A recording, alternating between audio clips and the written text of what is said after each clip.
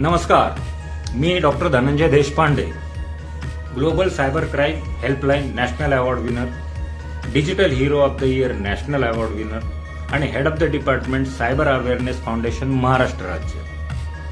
पूर्वी एकदा फेसबुकवरती जिबली नावाने एक ॲपचं ट्रेंडिंग चालू झालं होतं की तुम्ही तुमचा फोटो पाठवा आणि त्याचं कार्टूनमध्ये रूपांतर करून एन्जॉय करा. अनेकांनी त्याच्यामध्ये आपले फोटो पाठवले आणि एन्जॉय केलं कार्टून म्हणून. अरे पण मुळात आपण जगणंच आपलं कार्टूनगिरी झालेलं आहे. परत तुमच्या फोटोचं कार्टून कशाला? आपण सगळ्या आरशात बघितलं तरी आपल्याला हसायला येईल.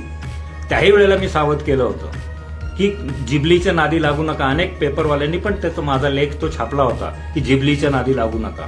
पण जे अनेक लोक त्याच्यामध्ये कौतुकाने, उत्साहाने, उत्सुकतेने गेले आणि त्यांचे काय होतं की असे ॲप तुम्ही वापरत असताना ते तुमच्या विविध परमिशन मागतं आणि तुम्हाला ते द्याव्या लागतात.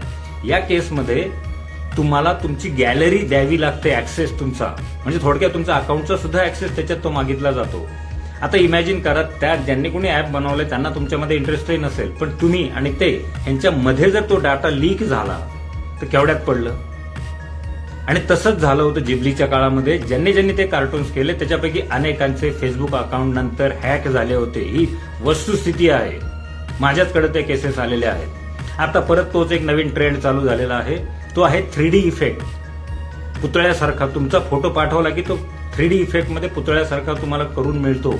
आणि तुम्ही अनेक शिकलेले, टेक्नोसॅव्ही, सुशिक्षित लोक ह्या नादात परत अडकतायत की तुमचा फोटो पाठवतायत आणि तुम्ही मागवता, 3D इफेक्टमध्ये तुम्हाला मिळतो, आनंदाने शेअर करताय. याच्यामध्ये जिबली सारखाच धोका आहे. कारण तुमचे सगळ्या ऍक्सेस त्यांनी मागितलेले असतात, त्याच्याशिवाय तुमचा फोटो ते 3D मध्ये करून होतच नाही.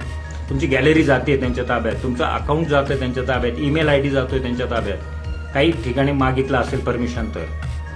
आणि मग परत तोच धोका आहे. तुमचा फोटो वाटेत कुठे, गॅलरी अख्खी त्यांच्या ताब्यात, तुमच्या फोटो मधली, तुमच्या आता सोशल अकाउंटवर किती गॅलरीमध्ये पर्सनल फोटो आहेत तुम्हालाच माहिती, अख्खी गॅलरी त्यांच्या ताब्यात जातीये. तिथून जर तुमचा फोटो लीक झाला आणि भामट्याच्या हाती जर पडला तर त्याचं फोटो मॉर्फिंग करून तुम्हालाच इमोशनल ब्लॅकमेल करून लाखो रुपयाला गंडवलं जाऊ शकतं. मागेही घडलेलं आहे, आता पण घडू शकतं. नुकताच हा 1-2 दिवस झाला ट्रेंड सुरू झालाय, म्हणून मी जागा करतोय. कृपया ह्या नादी लागू नका. तुम्ही तर सावध व्हाच. तुमच्या मित्रांना हा व्हिडिओ पाठवून सावध करा. त्याच्यापेक्षा चित्र आभासी जगातनं घेण्यापेक्षा जवळच्या एखाद्या शिल्पकाराला गाठा, त्याला छोटी मिनिएचर करून घ्या, त्यालाही 2 पैसे मिळतील, तुम्हालाही आनंद मिळेल.